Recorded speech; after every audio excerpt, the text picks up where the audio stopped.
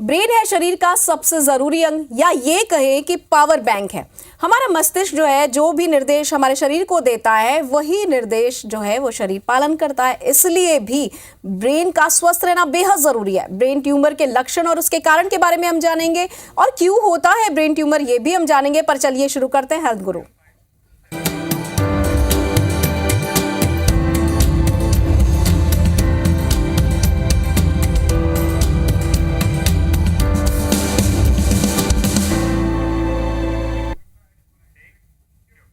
तो आज हम बात करने वाले हैं ब्रेन ट्यूमर के कारण और लक्षण, उस पर फैले हुए मिथ के बारे में। और इस विषय पर बात करने के लिए मेडिशाइन हॉस्पिटल से हमारे बीच तीन एक्सपर्ट्स हैं। डॉक्टर राजेश जैन, जो कि जाने माने न्यूरोसर्जन है, डॉक्टर आशु जैन, वो भी जाने माने न्यूरोसर्जन है, और एक और प्रतिष्ठित न्यूरोसर्जन डॉक्टर अक्षय वैद हमारे साथ हैं। आप तीनों का बहुत बहुत स्वागत, नमस्कार जी। सर, सबसे पहले तो ये जानना है डॉक्टर राजेश आपसे कि ब्रेन ट्यूमर के लक्षण क्या है, कैसे हम जाने कि लक्षण जो हैं ये ब्रेन ट्यूमर्स के हैं। देखिए, ब्रेन ट्यूमर के लक्षण तो बहुत कॉमन होते हैं। अगर किसी मरीज को लंबे समय तक सर दर्द हो रहा हो, या उसे सर दर्द के साथ वॉमिटिंग हो रही हो, उसे देखने में समस्या हो रही हो, या फिर उसके किसी हाथ पाँव में पैरालिसिस का अटैक आया हो, या उसे मिर्गी के दौरे आ रहा हो, तो ऐसे लक्षण ब्रेन ट्यूमर में कॉमनली देखे जाते हैं। जी, जैसे कि आपने सर बताया कि ब्रेन ट्यूमर के लक्षण जो है बहुत कॉमन होते हैं। सुबह सुबह उल्टी होना, सर में दर्द होना, माइग्रेन से भी लोग इसको जोड़कर देखते हैं। तो हाँ, कॉमनली ऐसा होता है कि लोग कंफ्यूज हो जाते हैं कि हमें शायद माइग्रेन की शिकायत है और हमें ब्रेन ट्यूमर की संभावना, लोग एक्सेप्ट नहीं कर पाते हैं कि उनको ब्रेन ट्यूमर हो सकता है। तो इसलिए ब्रेन ट्यूमर कई बार काफ़ी बढ़ जाता है और बहुत ग्रेडिंग बढ़ जाती है, तो बहुत काफ़ी पेशेंट जो है अनकॉन्शियस स्टेट में या क्रिटिकल स्टेज में हमारे पास ट्रीटमेंट के लिए आता है। जी बिल्कुल, जैसे कि आपने बताया कि बहुत समय तक तो लोग ट्रेस आउट ही नहीं कर पाते, समझ ही नहीं पाते। डॉक्टर अक्षय, आपसे जानना चाहते हैं, अगर मैं स्टेजेस की बात करूं ब्रेन ट्यूमर के, तो क्या इसके भी कोई स्टेजेस होते हैं डॉक्टर? स्टेजेस होते हैं। किसी भी मतलब शरीर के किसी भी अंग में कोई ट्यूमर होता है तो उसके स्टेजेस होते हैं। स्टेजेस हम जनरली इस तरह से कोरिलेट किए जाते हैं कि अगर स्टेज लोअर साइड पे है, स्टेज 1 है, तो वो ट्यूमर ऐसा है जो ऑपरेट करने के बाद या मतलब इलाज होने के बाद उसका रिस्पॉन्स अच्छा रहेगा। और स्टेज 3 या 4 है, इसका कहने का मतलब ये होता है कि इस ट्यूमर का हम ऑपरेशन करें भी तो भी हो सकता है संभवतः इसमें आउटकम बहुत अच्छा नहीं आएगा, या फिर ऑपरेशन करने के बाद इसमें आगे रेडियोथेरेपी और कीमोथेरेपी की भी आवश्यकता पड़ सकती है। तो इस तरह से ब्रेन ट्यूमर को स्टेज किया जाता है। और दूसरा तरीका होता है, एक होता है प्राइमरी ब्रेन ट्यूमर, जो कि मतलब ब्रेन के अंदर बिनाइन लीजन होता है, बिनाइन ट्यूमर होता है, जिसको ऑपरेट करने के बाद या इलाज करने के बाद रिजल्ट बहुत अच्छा आता है। और दूसरा होता है malignant brain tumour. Malignant brain tumour अपने को इलाज करने के बाद रिस्पांस बहुत अच्छा कई बार नहीं देता, बट जान बचाने के लिए या लाइफ सेविंग प्रोसीजर के लिए उसको भी हमको ट्रीट करना पड़ता है। जी डॉक्टर आशु, जैसा कि सर ने बताया कि किस तरह से स्टेज होते हैं, तो ये ब्रेन ट्यूमर को ट्रेस करने के लिए कौन कौन सी चीज़ों का प्रयोग किया जाता है, कैसे हम जाँच करते हैं? ब्रेन ट्यूमर में सबसे पहले जब पेशेंट के सिम्टम्स हम लोग देखते हैं, तो सबसे पहले हम लोगों के दिमाग में आता है कि हमको एक सिस्टम के हिसाब से आगे बढ़ना है। जैसे कि फर्स्ट सीटी स्कैन हम लोग बहुत प्रिफर्ड थिंग रहती है हमारी। अगर पेशेंट कंप्लेन करता है कि मुझे सरदर्द हो रहा है, सरदर्द के साथ उल्टी हो रही है, और कई बार जब उल्टी हो जाती है तो सरदर्द ठीक हो जाता है, ये सबसे पहले हमारे को पॉइंट करता है कि शायद ब्रेन के अंदर प्रेशर बढ़ रहा है। तो हम लोग एक सीटी स्कैन करते हैं।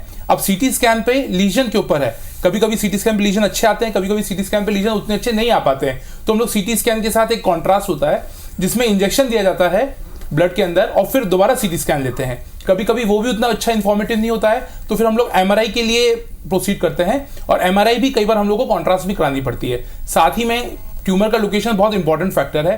कभी कभी ट्यूमर का लोकेशन ऐसी जगह पे होता है जहाँ पे बहुत सारे नर्व फाइबर्स जाते हैं, तो उसके लिए अलग से जो एमआर स्पेक्ट्रोस्कोपी वगैरह जो हम लोग कराते हैं वो भी हमको बहुत फायदेमंद रहता है, क्योंकि ऑपरेशन के जस्ट पहले ही ना हमको क्लियर होना चाहिए कि हम लोग दिमाग के किस एरिया से डील कर रहे हैं, दिमाग के अंदर जिस एरिया से डील कर रहे हैं उसके अंदर पहुंचते पहुंचते तक क्या क्या चीज़ डैमेज हो सकती है, क्योंकि डैमेज मिनिमम से मिनिमम रखना है। इसीलिए ऑपरेशन के जस्ट पहले हम लोग 3 डायमेंशनली ट्यूमर को देख लेते हैं। कभी कभी जो एकदम डीप सीटेड ट्यूमर होते हैं उनमें हम लोग नेविगेशन की मदद से लेते हैं। नेविगेशन एक प्रकार का उपकरण है जो हमारे मेडिशाइन अस्पताल में भी उपलब्ध है।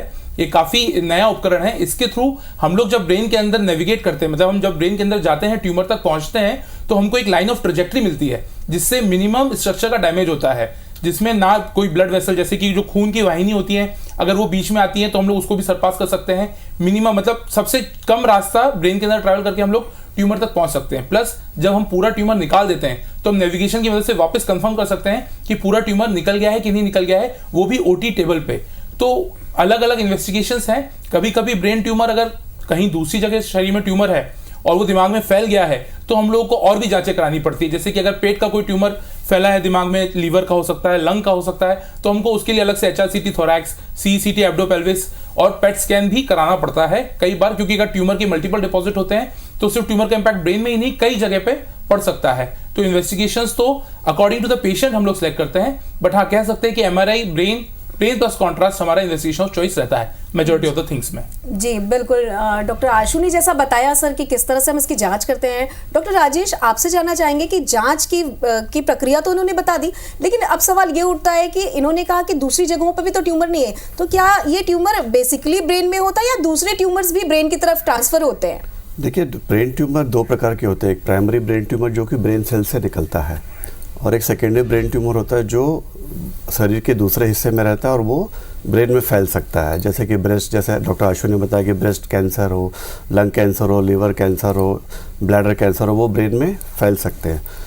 और फिर अपने को इसकी वजह से फिर अपने को treatment, line of treatment decide करना पड़ता है, इन्वेस्टिगेशन ऑफ चॉइस डिसाइड करना पड़ता है। जी, जैसा कि आपने बताया कि इन्वेस्टिगेशन के लिए हम चॉइस करते हैं, सर ये वंशानुगत भी हो सकता है क्या? यदि परिवार में किसी एक को ब्रेन ट्यूमर की समस्या रही है तो क्या ऐसा पॉसिबल है कि भविष्य में उनके परिवार के किसी सदस्य को इस तरह के सिम्टम नजर आए?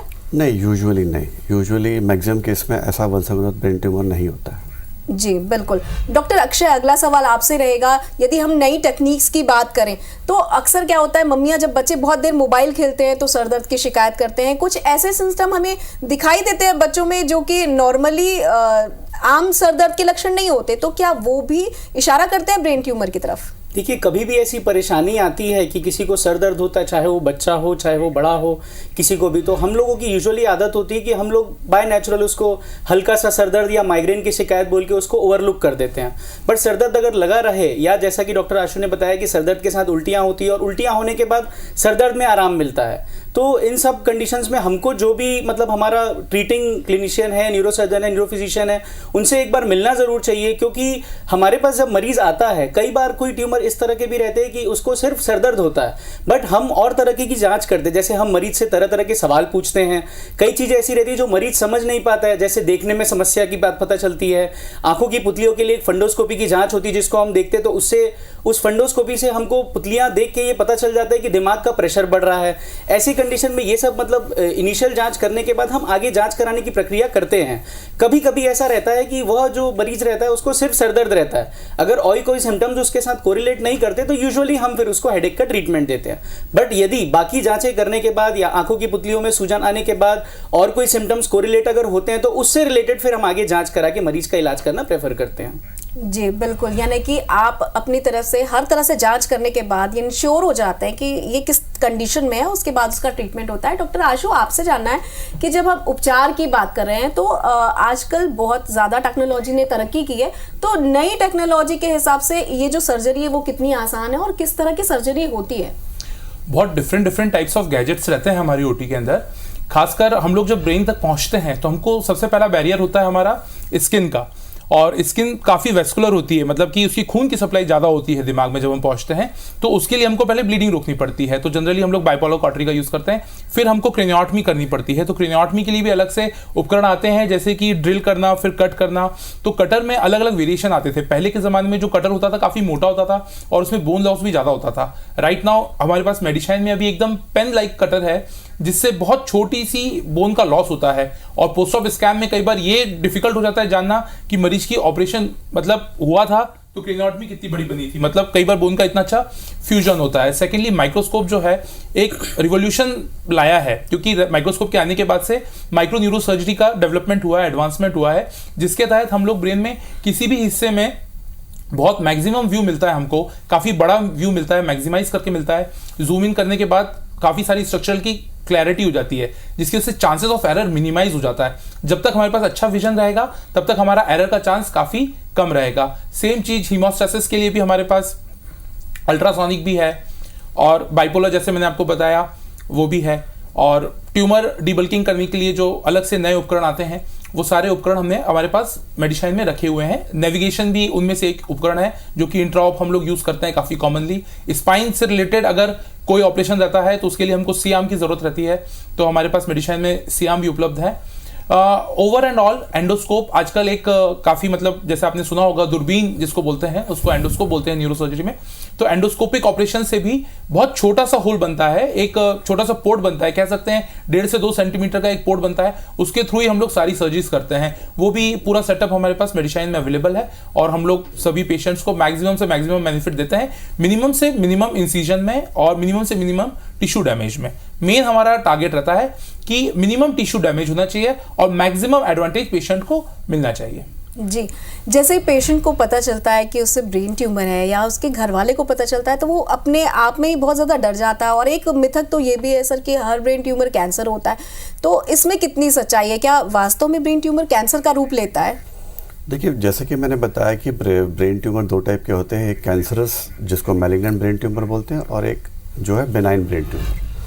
तो अभी जो पहले की अवस्था थी 20 साल 25 साल पहले, जब बहुत सारे गैजेट्स नहीं थे, फैसिलिटीज़ नहीं थी ओटी में, और जैसा नेविगेशन नहीं था, कूसा मशीन नहीं थी, एंडोस्कोप नहीं था, माइक्रोस्कोप नहीं था, तो उस समय बहुत क्रूड न्यूरोसर्जरी होती थी और मैक्सिमम चांस ये होता था कि पेशेंट मान लो बच भी जाता था तो उसके हाथ पांव काम नहीं करते थे, बोलने में दिक्कत होती थी या काफ़ी बड़ा ब्रेन डैमेज हो जाता था उसको। लेकिन ये इतनी सारी फैसिलिटीज़ आने के बाद ब्रेन ट्यूमर सर्जरी बहुत आसान हो गई है, किसी मरीज को डरने की ज़रूरत नहीं है। ब्रेन ट्यूमर कैंसरस हो सकता है पर उसका भी ट्रीटमेंट उपलब्ध है।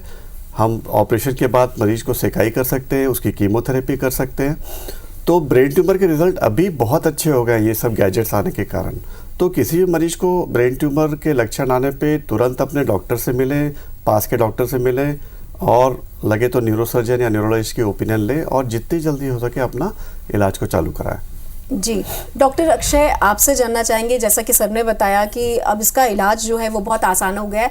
अगर नई सर्जरी के बारे में जाने तो अब क्या टेक्निक ऐसी आ गई है जिसकी वजह से बहुत आसानी से सर्जरी हो जाती है? जी, आज की डेट में बहुत सारी ऐसी नई तकनीकें आई हैं जिससे कि ब्रेन की सर्जरी करना बहुत आसान भी हो गया है और दूसरी बात बहुत सेफ भी हो गया है। जैसे कि डॉक्टर राजेश सर ने बताया ये बात कि पहले के समय में क्रूड न्यूरो सर्जरी हुआ करती थी। उस समय ये बात होती थी कि हमारे पास गैजेट्स भी नहीं होते थे, कोई चीज़ नहीं होती, तो क्रूडली हमको बड़ा मतलब ब्रेन को ओपन करके फिर उस ट्यूमर की तरफ टारगेट करके निकालना पड़ता था। आजकल हम मतलब इन्वेस्टिगेशन पे जब आते हैं, MRI CT स्कैन की बात हो तो वहाँ से लेकर ही हमारे पास इतनी तकनीकें बढ़ गई हैं कि हम उन चीज़ों को लेके आगे अपना आउटकम बहुत इंप्रूव कर सकते हैं। जैसे कि एक फंक्शनल MRI आता है जिसमें हम दिमाग के अंदर जो फाइबर्स रहते हैं उन फाइबर्स की मदद से अपन ये पता लगा सकते हैं ट्यूमर उस फाइबर्स को कितना इन्वॉल्व किया है और किस तरह से उन फाइबर्स के डैमेज को हम रोक सकते हैं। दूसरी चीज़, एक नई चीज़ आज की डेट में आई है, intra op MRI। Intra op MRI का कंसेप्ट ऐसा होता है, वो खासकर ब्रेन ट्यूमर के लिए वरदान जैसी चीज़ है। ऑपरेशन टेबल पे हम मरीज का ऑपरेशन करते हैं, ट्यूमर को निकालते हैं। ट्यूमर जो होता है माइक्रो न्यूरोसर्जरी के द्वारा निकाला जाता है और कई बार ट्यूमर जितना दिखता है उतना नहीं होता, आसपास के टिश्यू को भी इन्वॉल्व करके रखता है। तो सेफली मैक्सिमली जितना ट्यूमर हम निकाल पाते उतना हम निकालते हैं। उसके बाद उसी अवस्था में हमारे पास ऑपरेशन थिएटर के अंदर ही MRI की सुविधा होती है। ये MRI की सुविधा हम उसी तरह से मरीज को ट्यूमर निकालने के बाद MRI करा सकते हैं। कराने के बाद तुरंत हमको इस चीज़ का पता चल सकता है कि वो MRI करने के बाद ट्यूमर पूरा निकाला जा चुका है या थोड़ा सा रह गया है। ऐसे केसेस में हम और सेफ हो जाते हैं। यदि और कोई ट्यूमर बचा है तो उस ट्यूमर को हम निकाल सकते हैं, यदि नहीं तो हम इस तरह से आगे बढ़ सकते हैं। दूसरा रिवॉल्यूशन है न्यूरो नेविगेशन। नेविगेशन की मदद से, जैसा कि डॉक्टर आशु ने बताया, नेविगेशन की मदद से हम ट्यूमर को ज़्यादा से ज़्यादा मात्रा में निकाल सकते हैं कम से कम डैमेज के थ्रू। तो ये कुछ नए ऐसे उपकरण हैं जिससे हम बहुत ज़्यादा मतलब पेशेंट को बहुत सेफ्टी के साथ, बहुत एक्यूरेसी के साथ, बहुत अच्छे रिजल्ट के साथ आउटकम हम दे सकते हैं। जी, डॉक्टर आशु, अगला सवाल आपसे ये रहेगा कि जब हम ब्रेन ट्यूमर ट्रेस आउट कर लेते हैं तो क्या उसके पहले, सर्जरी के पहले, हमें व्यक्ति की कुछ जांच और करानी होती है? किस तरह से हम व्यक्ति को पहले से मेंटली और फिजिकली प्रिपेयर करते हैं सर्जरी के लिए? एक्चुअल में जब भी हम लोग ब्रेन का कोई भी सर्जरी करते हैं, except for the few procedures like DBS वगैरह, पेशेंट्स को हम लोग जनरल एनेस्थीसिया देते हैं। जनरल एनेस्थीसिया देने के लिए बॉडी को पूरी तरह से फिट होना ज़रूरी रहता है।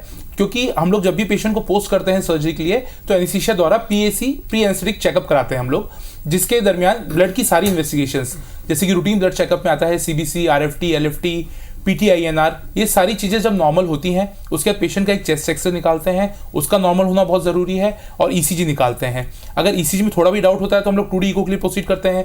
चेस्ट एक्सरे में कुछ भी डाउट होता है तो हम लोग एचआरसीटी थोरैक्स के लिए करते हैं।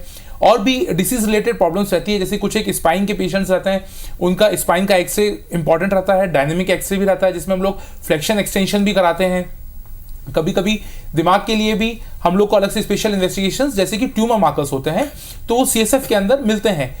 कई सारे पीनियल बॉडी ट्यूमर्स हो गए, थर्ड वेंट्रिकुलर ट्यूमर्स के लिए सीएसएफ की जांच हम लोग भेजते हैं। उस जांच के अंदर हमको पता चल जाता है कि हम लोग शायद ये ट्यूमर से डील कर रहे हैं, तो उसके लिए हम लोग वेल प्रिपेयर रहते हैं। कई बार ट्यूमर मार्कर्स की वजह से हमको मॉलिक्यूलर जेनेटिक्स तक पता चल जाती है कि शायद ये इस प्रकार का ट्यूमर है और इस प्रकार का ट्यूमर के लिए सर्जरी की जरूरत नहीं है, ये रेडियोथेरेपी से भी ठीक हो सकता है, तो उस कंडीशन में सर्जरी भी अवॉइड हो जाती है। तो बहुत इंपॉर्टेंट फैक्टर है कि प्री ऑप पेशेंट का चेकअप करना। कई बार इसके लिए सर्जरीज तक कई बार दिमाग में बहुत बड़ा लीजन दिखता है, बट बाद में इन्वेस्टिगेशन के दौरान पता चलता है कि लिम्फोमा है, वो घोस्ट ट्यूमर्स होते हैं। तो बहुत एकदम सरप्राइजिंगली आपका मैनेजमेंट, लाइन ऑफ मैनेजमेंट पूरा प्री ऑप चेकअप पे ही डिसाइड होता है। जब हम लोग एकदम कंफर्म हो जाते हैं कि इस प्रकार का ट्यूमर है और इसके लिए सर्जरी ही एकमात्र ऑप्शन है, फिर हम लोग उसी के लिए प्रोसीड करते हैं। अदरवाइज ये हम लोग का भी फर्स्ट यही रहता है कि अगर बिना सर्जरी के पेशेंट बहुत अच्छा हो जाए तो हम लोग फिर उसको अवॉइड करते हैं। हम बात कर रहे हैं ब्रेन ट्यूमर के कारण, लक्षण और उससे जुड़े मिथ के बारे में, तो चलिए अपनी बातों के सिलसिले को आगे बढ़ाते हैं। और अगला सवाल डॉक्टर राजेश आपसे है कि ये जो ब्रेन ट्यूमर की एक बार सर्जरी हो गई तो क्या दोबारा फिर से उसे ट्यूमर नहीं हो सकता, ऐसा कुछ है? देखिए, जो बेनाइन ब्रेन ट्यूमर्स होते हैं जैसे कि नर्व शीट ट्यूमर्स होते हैं या ब्रेन के कवर के ट्यूमर्स होते हैं जिसको मेनिंजियोमास बोलते हैं, या पिट्यूटरी ग्लैंड के ट्यूमर्स होते हैं, वो ट्यूमर एक बार अपन ने कम्प्लीटली उसको एक्साइज कर दिया या निकाल दिया ब्रेन से तो उसके आने की संभावना बहुत कम रहती है, नेग्लिजिबल रहती है। पर कई बार बहुत ही इंपॉर्टेंट लोकेशन पे जब ट्यूमर रहता है, बहुत इंपॉर्टेंट नसें उससे जुड़ी रहती है, चाहे खून की नसें हो या आँख की नस हो या चेहरे की कोई नस हो जुड़ी रहती, तो कई बार अपने को छोटा ट्यूमर छोड़ना पड़ता है सेफली, ताकि पेशेंट, हमारा एम, हम डिपार्टमेंट ऑफ न्यूरोसर्जरी जो मेडिसिन हॉस्पिटल का, उसका एम हम लोग का यही रहता है कि जैसा पेशेंट एटलीस्ट आया हमारे पास वैसा वो घर को भेजें हम लोग, मतलब कोई डेफिसिट लेके ना भेजे पेशेंट को।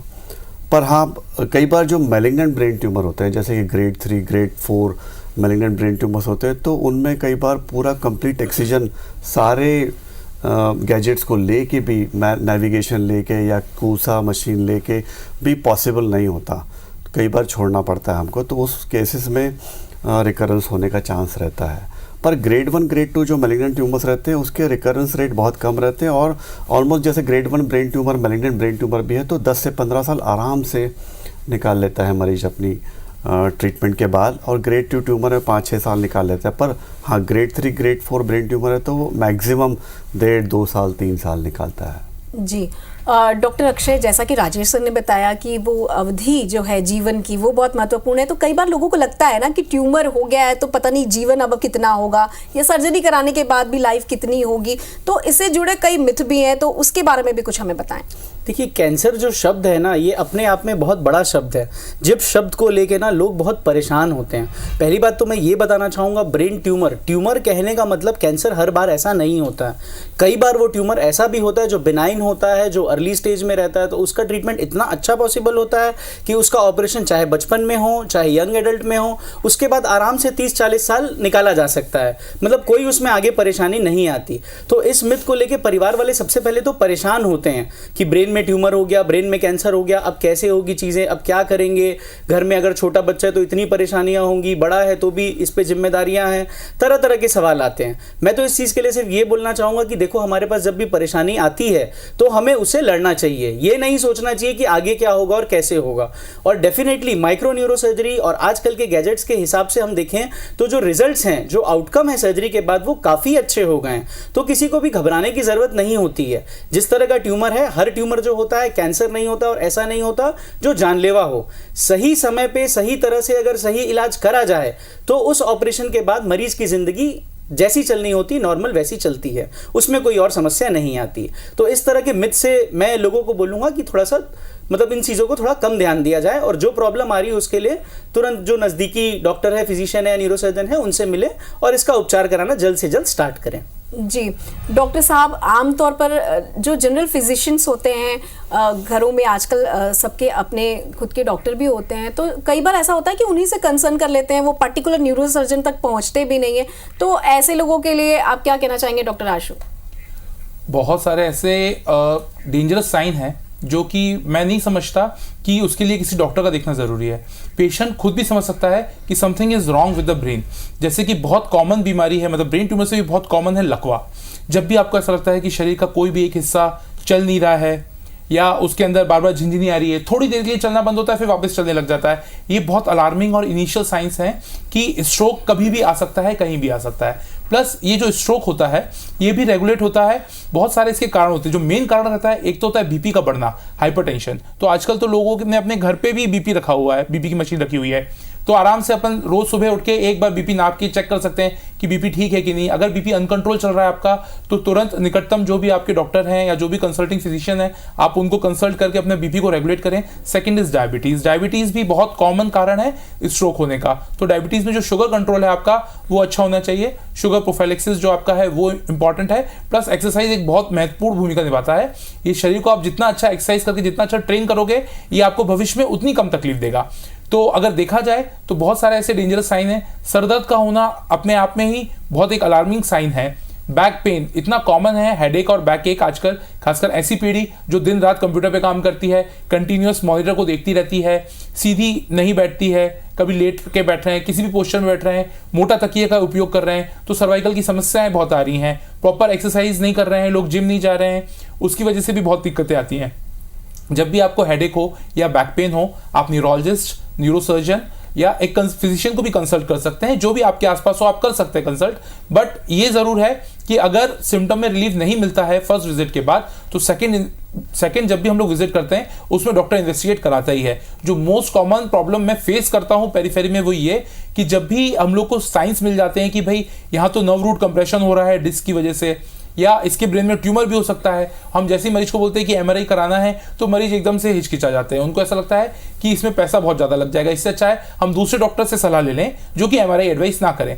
तो हो सकता है वो कम स्पेशलाइज्ड डॉक्टर के पास जाते हैं या फिर लोकल डॉक्टर्स के पास भी चले जाते हैं, जहाँ जो लोग प्रॉपर एमबीबीएस भी नहीं होते हैं, और वो लोग फिर उनको टैबलेट के थ्रू उनको ट्रीट करते रहते हैं। फिर जब एकदम पैराप्लेजिया हो जाता है, कई बार पैर चलना बंद हो जाते हैं डिस्क के प्रॉब्लम में, या फिर कभी कभी एकदम एक शरीर का एक तरफ का हिस्सा पूरा पैरालाइज हो जाता है आयुर्वेदिक ट्रीटमेंट लेते लेते, उसके बाद फिर वो हमारे पास आते हैं। फिर हम उनको बोलते हैं कि अगर हाथ पैर चलना पूरी तरह से बंद हो चुका है तो अब दोबारा चल पाएगा, इस बात के चांसेस काफ़ी कम हो गए। तो अगर आप इनिशियल साइंस की वजह से अगर आप तुरंत न्यूरोसर्जन या न्यूरोलॉजिस्ट के पास जाते हैं तो आप अपने आप को बेनिफिट करेंगे। अगर आप लेट स्टेज में पहुंचते हैं, चाहे वो किसी की स्टेज भी हो, चाहे वो स्ट्रोक क्यों ना हो, चाहे वो एक सिंपल सा डिस्क क्यों ना हो, अगर आपने ट्रीटमेंट अवॉइड किया है, ट्रीटमेंट को आपने छोड़ दिया है, उसको एकदम लाइटली ले लिया है कि चलो ये तो ठीक है, हाथ थोड़ी देर काम नहीं किया अब वापस काम करने लग जाएगा, तो मान के चलिए भविष्य में जब हाथ काम नहीं करेगा तो फिर बहुत ज़्यादा दिक्कत आती है। उस समय जरूर व्यक्ति को लगता है कि काश उस समय आधा घंटा एक एक्स्ट्रा लगा के डॉक्टर को दिखा लिया होता, 5,000 या 6,000 रुपये लगा के एक एमआरआई करा ली होती, पहले ट्रीटमेंट करा लिया होता,